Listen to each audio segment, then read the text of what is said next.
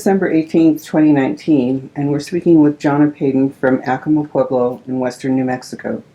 We are joined by our videographer, Dr. Beverly Singer, and our project assistant, Valerie Fernando. The interview is being conducted by Rose Diaz, IPCC project coordinator. Thank you for joining us today, and I'd like to begin with a bit of your personal information. Ms. Paden is the daughter of Jeffrey and Yolanda Garcia and sister to Corey.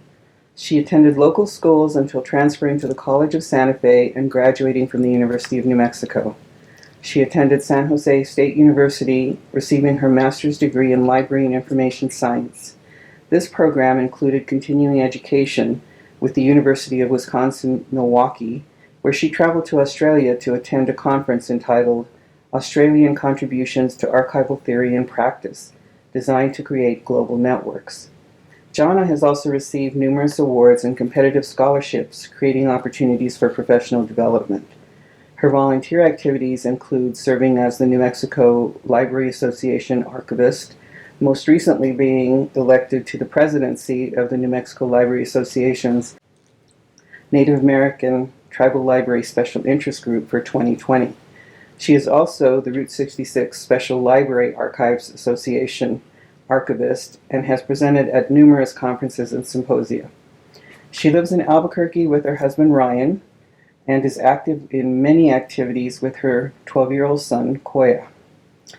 Our interview today is a bit different since we are discussing the important process of interning in projects. Jonna has been a student and community intern on 3 projects I have directed. Our first project was the stabilization and expansion of the library and archives for the Indian Pueblo Cultural Center.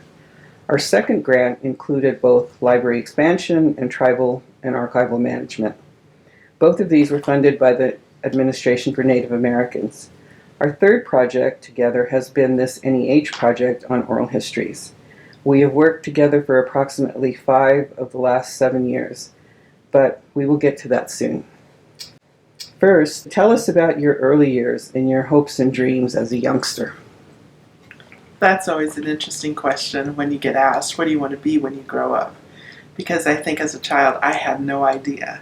I had several, I changed that. Maybe I did have an idea, or just thoughts.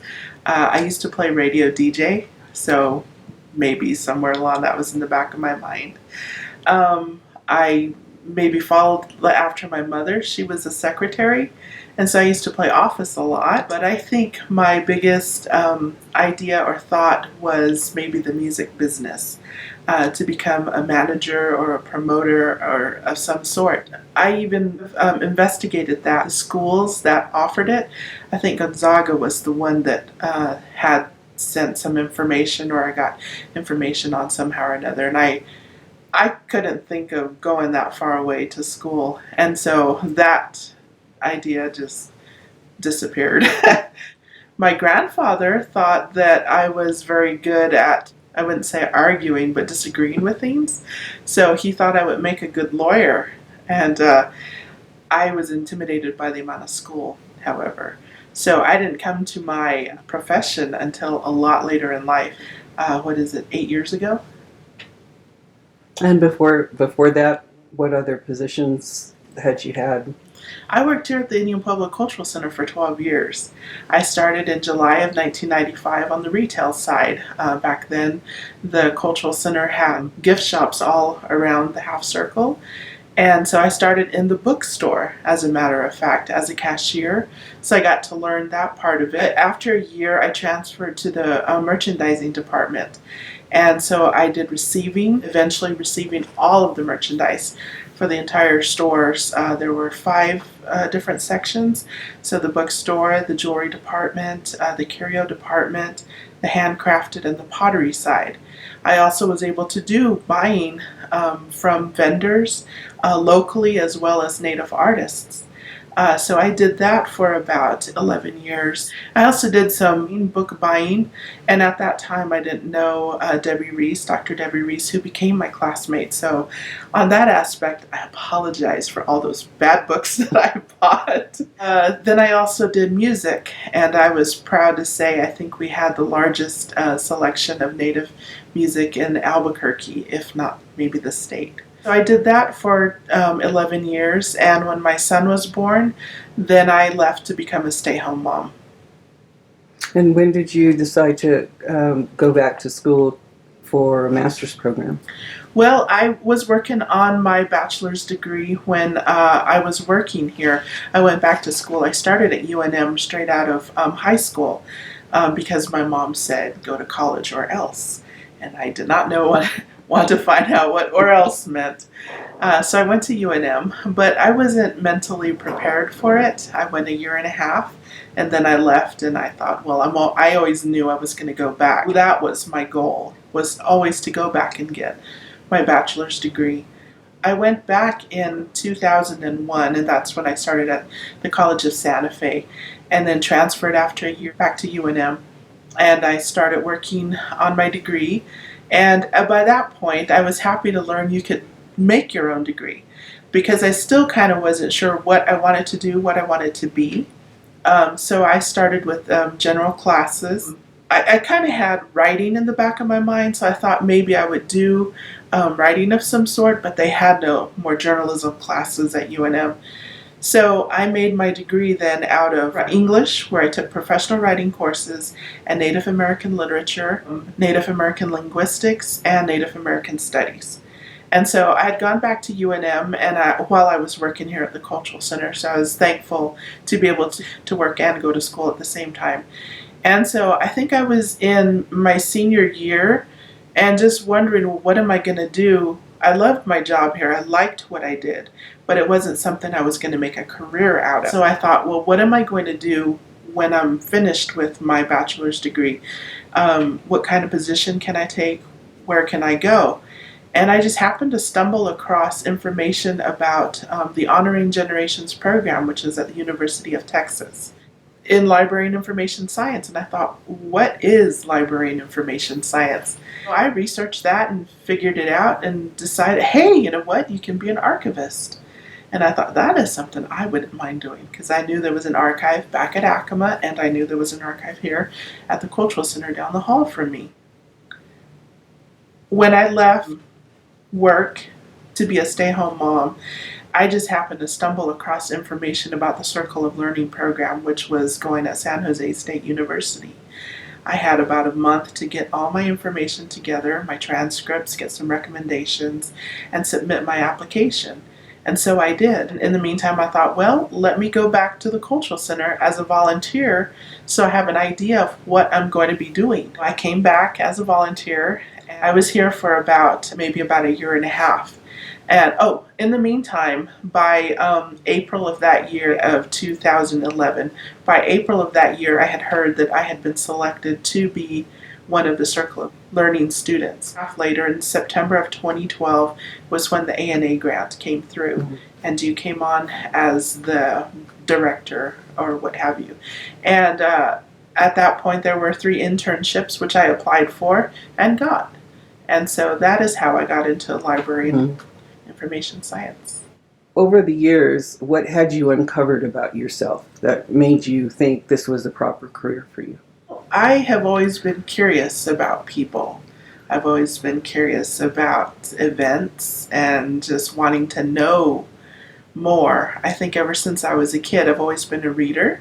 I didn't grow up with a television, so I did a lot of reading, and I got lost in books. My mom was always reading and educating herself as well as my grandparents that I grew up with. So I'm not sure how that came to be. It was something I was interested in doing, and in learning what exactly an archive does, I wanted to be able to save that history and preserve that, whatever information I could that can help my Pueblo move forward, or to be able to just do what they need to do. What do you feel, I know you've talked about your mother and your grandparents, who were the women most important to your growth? Well, I've been blessed, I think, to have a lot of women all through my past, all the way back to elementary school at Laguna. Dorothy Thomas was my English teacher. I think she taught me twice, in kindergarten and in 5th grade. And she was just encouraging me in my writing, that really helped me feel that that was something I could do. And then in middle school, I had the music teacher, Carolyn McEwen. She also, oh, let's go back to elementary school too, where I started in music with Margaret Carrillo. She was the music teacher, and she was always encouraging. So that led then to middle school, where I played the flute. Miss McEwen was always encouraging. In high school, I had Miss C.L. Peterson, who was my English teacher. She was always encouraging to me and was a good supporter of mine. I didn't realize this, but people always say there's mentors all around you. And as a child, I didn't take that. I didn't understand that. I just knew that there were women there. There were mostly women. There were always people there that, even if I didn't understand that they were a mentor, I saw how they did things, the schooling they did. I saw how they worked in the community, the things that they felt were important to them. So I had like my aunt Jackie. She was a social worker at the Acama Canyoncito Laguna Hospital. So my grandparents always encouraged education and getting an education and coming back and helping your community. So she was one of those who did that.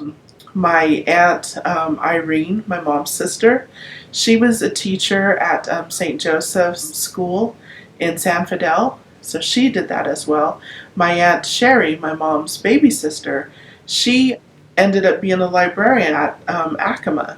And then of course my mom, she had gone to school, University of Albuquerque after high school, but she had never finished her degree. But throughout her life, she was always educating herself, saying yes to those opportunities that came her way. And so I had those women that I saw as models for me. And then later on, as I got into the circle of learning, I had Paulita Aguilar was the mentor that I was matched with. And then, of course, when we get to here, and you've been a very important mentor to me too. Thank you. Was the decision difficult for you to seek out a master's program with a young son and husband and all of the things that go along with volunteering work and all of that? Did you find it difficult? No. I guess I'm just a very determined person.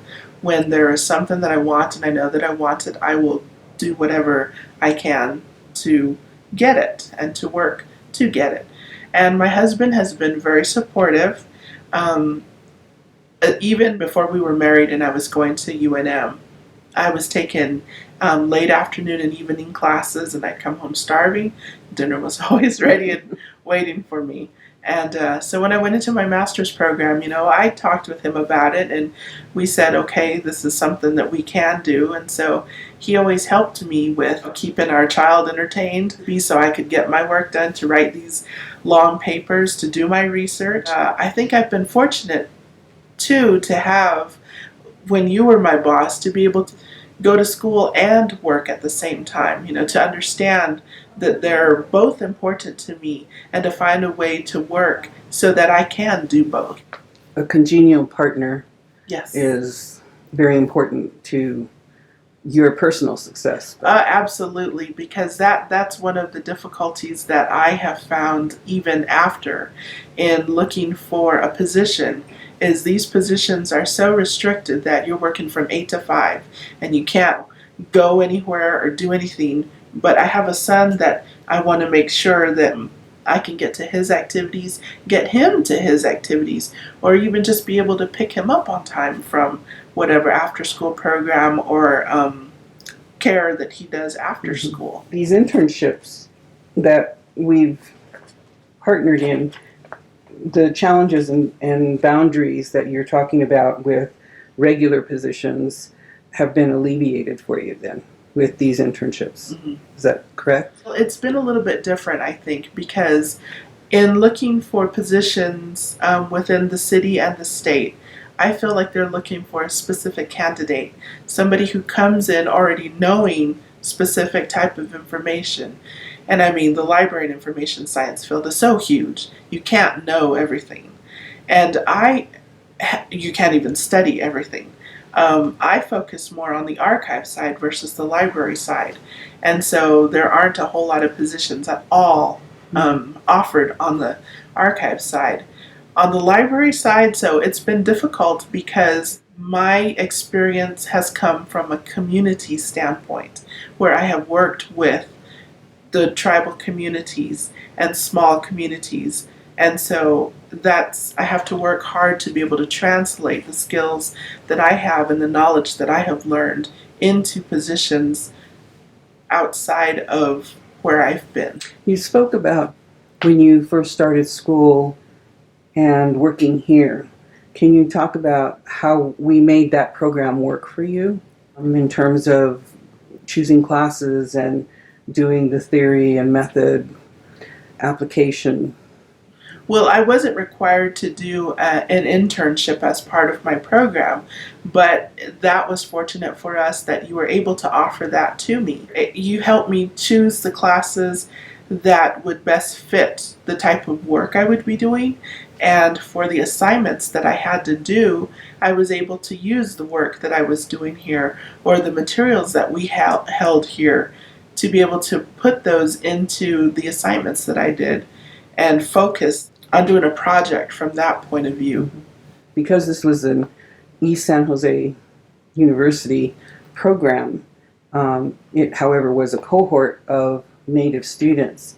What problems did you encounter with the faculty? This was all an online program. We were able to, the Circle of Learning students were able to meet at least once a year. They provided funding for us to do that. The first year we met at the American Library Association conference in New Orleans, and every time after that it was at ATOM, the Association for Tribal Archives, Libraries, and Museums, wherever it was held that year. The problems that we had with instructors, I didn't have problems so much. The problems I did have were instructors who didn't understand the Native issues, and especially the students who didn't understand the Native issues. So there are students from all across the world that do the San Jose program. A majority of them come from Northern California, and so they were shocked to learn that there, may be no internet connection on the reservation. Why aren't all your materials online? So you have to explain to your fellow students that, well, you don't have the money, you don't have the infrastructure and whatnot. As for the instructors, some of them didn't quite understand. Maybe it's that their perception is colored by that we don't have the infrastructure to put everything online. Why isn't it that you don't have your materials digitized? I think the understanding of not every Native student is the same, and so they should all sort of act the same. Yeah. That there are differences, and that was one of the things that I thought most interesting. The Pueblos are not putting their information out for everybody to see, whereas, other tribes maybe. One of my classmates was from a tribal college, so yes, she could, put out information to the public. In a way that right. A Pueblo archivist would not be. Yeah. So that was telling. You began your first internship here. What did you find the advantages and disadvantages to it? We had a large volunteer group here, so there were always a lot of people to be able to talk to be able to see their experience with the work that they had done, because many of them were retired librarians or information professionals. I had two Native co-interns, so we got to learn from each other because they were in different fields as well. Then having you as with your experience and what you have done, and exposing us to conferences that we may not have ever considered going to, like a history conference, and just being able to present at different places on topics related to the work that you're doing.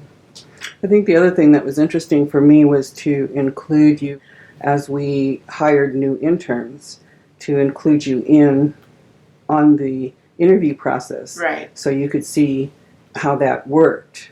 And you could see it from not just the side of being interviewed, but what goes into developing an interview, and then how do you make a decision Right. about that.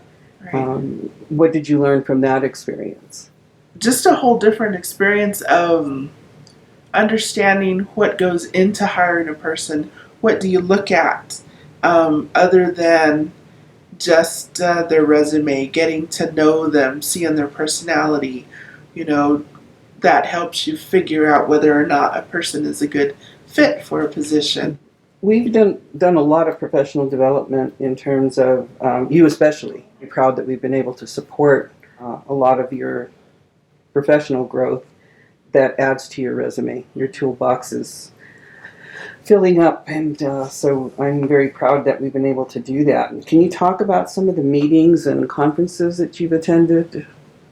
Gosh, the ATOM is always a great one to go to every year because anytime I go to any other conference, I've been to a history conference, gone to the New Mexico Library Association conferences, I've gone to, I was able to win a scholarship to the International Federation of Library Associations World Conference. Every year it's held in a different place in the United States, and the year that it was held here in Columbus, Ohio, I got a fellowship to go. And I've, of course, also gone to Australia. So in any of those places, I always know that I am going to probably be the only Native person in that room. So when I've gone to the ATOM, that is so much difference because you see other Native people there, but not only that, the people that also come, work with Native materials, so they understand all of the policies and procedures around that. They understand the importance of why things are the way they are in the policies and procedures. It has a different feel to it, a more welcoming. But like the history conferences that I've gone to have been interesting because here you have people telling you about your people, whether it's your specific Pueblo or just Native Americans in general. And sometimes I wonder if they get nervous when they see your face in that crowd. When I was younger, this probably wouldn't have happened, but I've also learned to, as I'm getting older, to be able to speak up and to say, to offer your comments, or if they have a question, to be able to answer it, at least from your perspective, to say, well, this is what it's like for me at home, or this is what it's like for me as a Pueblo person. I've always been proud to represent my community and wherever I go, and be able to talk about my community, the place that I work here at the Cultural Center, the things that I've done. I think it's been interesting in the last couple of conferences that we've gone to that you've actually created an atmosphere where people feel comfortable asking questions. So if there's somebody who's presenting on a tribal issue, they will ask, what do you think? How does that make you feel when they ask that? It feels wonderful. I mean, to be able to know that I have knowledge that I've gained over the past 10 years or so, and to be able to use that knowledge to help people move forward, or just to move in a direction that they think, to be able to offer your opinion, based on your education and your experience, to help them in whatever way that they need. I'm glad for that because when my grandparents had told me go out and get an education and come back, home to use it, home has kind of become a bigger place for me. It's become, get a little emotional here, it's become part of the whole of the Pueblo. Yeah, and I think the respectfulness that I've seen grow in you and for you in these symposia and history conferences that we've been to has been really telling about your maturing in this profession, Right. and what you're willing to give, not just to your community, but to the community at large. I too think that the most important meetings that we've been able to attend have been the ATOM meetings, which is the Association of Tribal Libraries, Archives, and Museums. Because I think you're right, there's a whole different feel to it because all of these people are working, whether they're faculty or Native American Studies programs or Smithsonian types or trainers or, we have a different sense of who Native people are. And it's much bigger than just our small communities. But I've also seen you grow in that organization as well to become a really good representative of not just Pueblo people, but of New Mexico Native communities. Being able to present and being able to be in workshops, things like that, are always helpful. In your training, what have you found the most helpful here? Truthfully, the most helpful that I have found here, probably you. Just being able to, as my mentor, to introduce me to a whole range of people, from the state level to the local level, to be able to introduce me to all these various organizations and conferences. I have learned so much in the last 8 years, and feeling as I learn more, the ability to have that confidence to go forward in my profession. In mentors, having models of leadership and management, and being able to see the compare and contrast, how people do leadership and management different ways.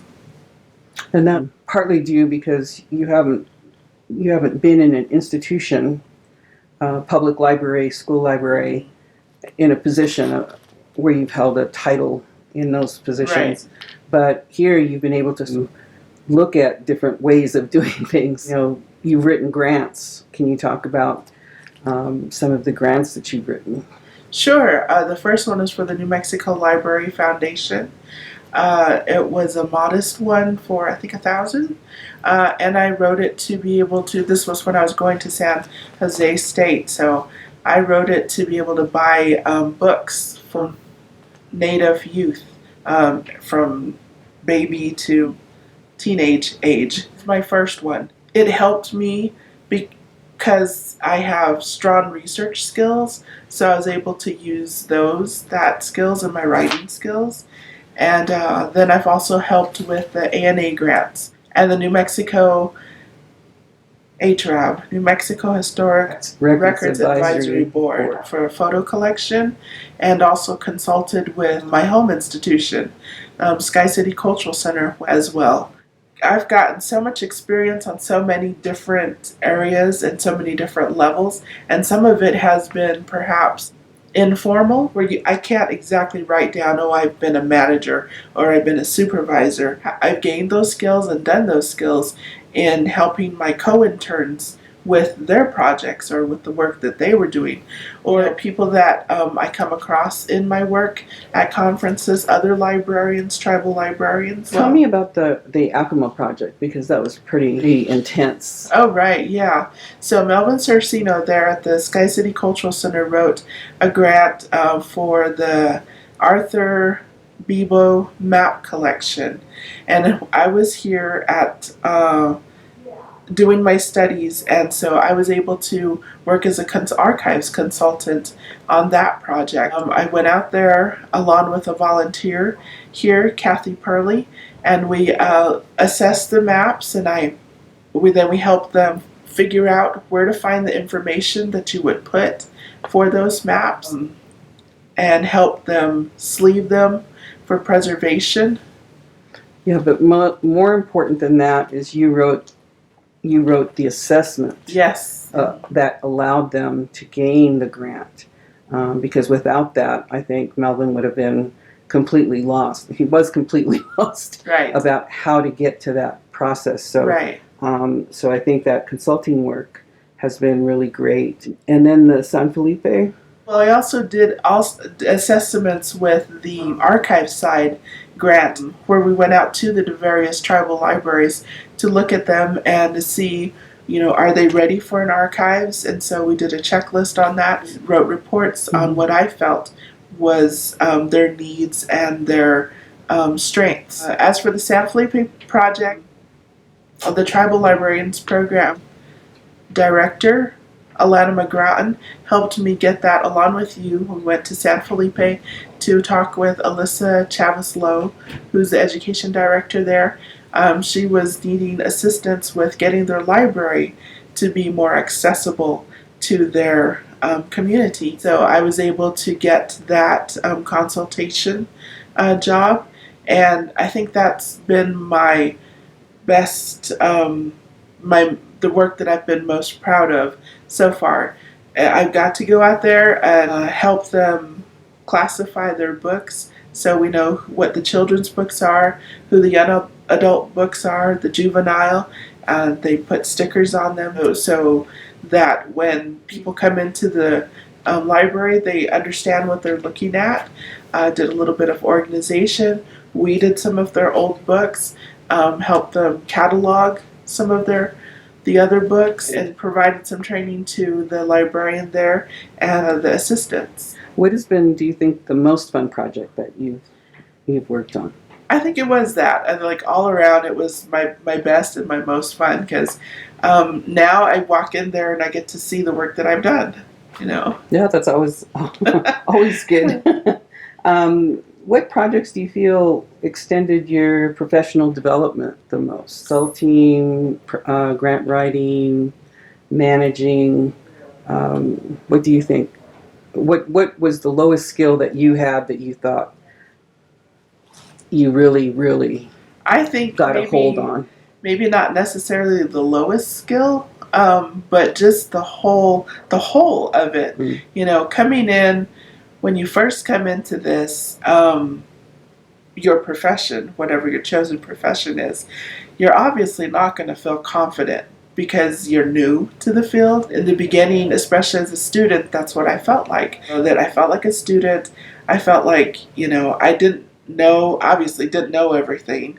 I didn't have connections. I was at the very bottom. So over these past years and doing everything that I've done, the consulting, the learning on the job, attending conferences, just everything has brought my confidence up along with my skill level. My first presentation that I did at ATOM, we were Jane Fisher, she was the one who ran the Circle of Learning program. She encouraged us all to present at the conference. And so I presented with two classmates of mine, Tawa Deschanel, who's at the Wasapi Library, and Susan Gare, who's in California. My chosen topic was based off of my research paper in the Library 200 class on classification of Native American literature. So I was nervous about it, and I remember I went to go talk with Ryan Flahive at the Institute of American Indian Arts just to get an idea of, am I on the right track? But most of all, how do I end this? I kind of had no idea how to put an end to my talk. Just even talking to him, he's so full of life and energy, it's transferable almost. I felt nervous about talking to these professionals that were probably going to come to my session, and he said, well, we're all professionals, and everybody's got something to learn, and you're just fine, you'll be just fine, don't worry about all of that. And so just even talking to somebody like that is so reassuring to help you. So when I did my presentation, sure enough, I was so shocked when I got up there and started talking. And this was my first professional presentation in front of anybody, I think a lot of people like that, outside of classroom work. And so I was shocked when the people that were listening to me, when I got started talking, all of their heads just like because I'm standing up in front of everybody and I see this, everybody's head just bows down and starts madly writing. I was like, wow, I do have information to share. And I don't have to look out and think of all of them as looking above their heads. Staring at me. Staring at you. This project that we've had with the oral history has really opened you up to some new adventures. Can you talk a little bit about the Oral History Project? Well, gosh, this is just wonderful. I mean, that's how I first met you. It's when I was an intern here at the Archives and Libraries, and I had heard of the Southwest Oral History Conference.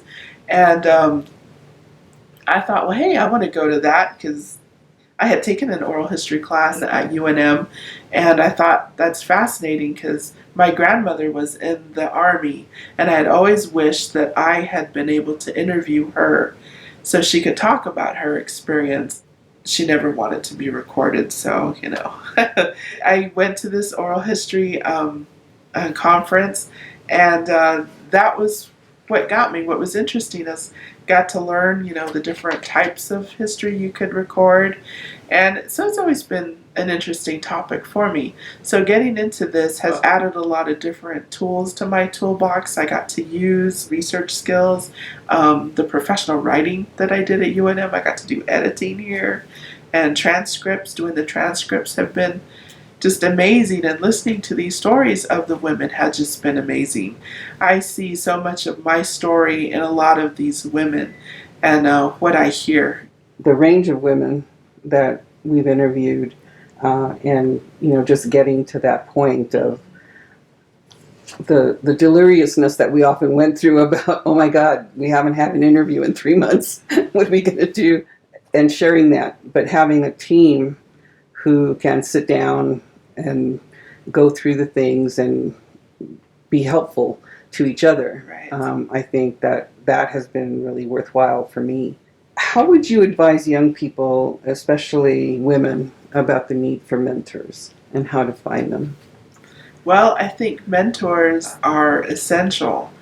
I wouldn't have gotten to where I'm at without having mentors throughout my whole life. And as I said, when I was a kid, maybe I didn't understand who was a mentor per se, but just even people that support you and who can help you find your confidence or find your direction in what you want to do, where you want to go with your life. So they're out there, they're everywhere. They're in your coworkers. Maybe you see a management style that they do, or a leadership style that you like and might be able to emulate. They are your teachers, your parents. How do you find them? Well, just keep your eyes open. As I said, they're out there, and go talk to them. If you like what somebody does, find a way to engage in conversation with them and tell them about yourself. I think when people see your passion, then they are more eager to help you get what you need. My mentors have been there for me to write reference letters for me to get scholarships or fellowships or any type of place or thing that I want to get into. Yeah. And you've been pretty successful with all of that. I'm proud of that. Thank you. How do you define your role as a Pueblo woman representing your community? Well, as I said, my grandparents always had told me to go out and get an education and come back and use it to help your community. That's how I see myself. I'm this second or maybe third generation of students who have gone out and who have done that. So that's how I see myself, as being able to help my community, but not just my community. I mean, anybody. If I don't know the answer, to get them to somebody who might know the answer. I see myself in that position. To go along with your grandparents' advice, one of the things that I tell all my students is there isn't a table that you don't belong at, but you have to have the skills to get there. And so I've been very proud that you've been one of the best examples of that. Thank you. Is there anything that we haven't asked you that you'd like to share? A lot of this has been about the women in our families that have been our mentors and our supporters. But I think also my grandpa, I would like to mention him, my grandpa Harold. I would not be where I am today without his teachings. And I am thankful for that. And my dad. My dad always gives my mom credit for her children, my brother and I, my younger brother and I, Corey, for us going to school and getting our degrees. But he's also done that as well. He, at the time, he went to what was called TBI at the time, and I think he has a diesel mechanics certificate. He was also a great example to us for determination, getting things done, and doing a job well done. And so he was a model for us in that sense. And so I think he deserves recognition for helping us get where we've gotten. Thank you. Thank you.